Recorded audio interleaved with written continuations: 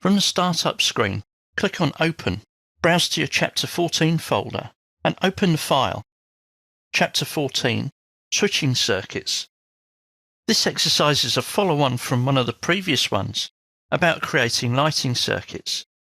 To do this, carry on in Level 2, Lighting Plan. In the previous exercise, we created lighting circuits and connected them to a distribution board. In this exercise, we want to create switching circuits. Select one of the light fittings, and from the Contextual tab, click on Create a Switch System. We now want to edit the switch system, and much like we've done previously, add to the system, either individually or in groups, the different lights that you want to appear on the switch. Once you've selected the light fittings, you can then select the switch, which has now been added to the switch system. Click on Finish. Let's repeat that for the same room. Select a lighting fixture, or in this case, let's select the other 6 for that room. Create a switch system, and then select the switch.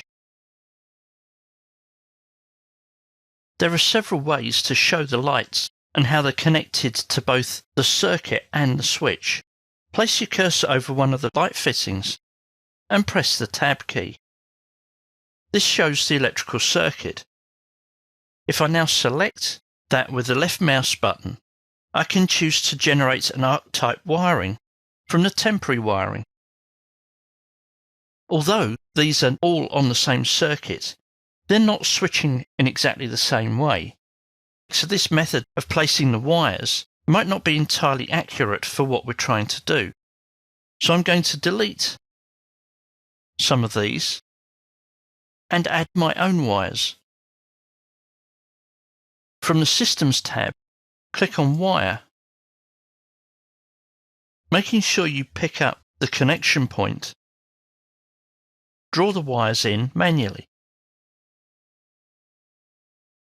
Now what I'll do is link these two, which I know that these 9 fittings are all on the same circuit, but they're not switched together.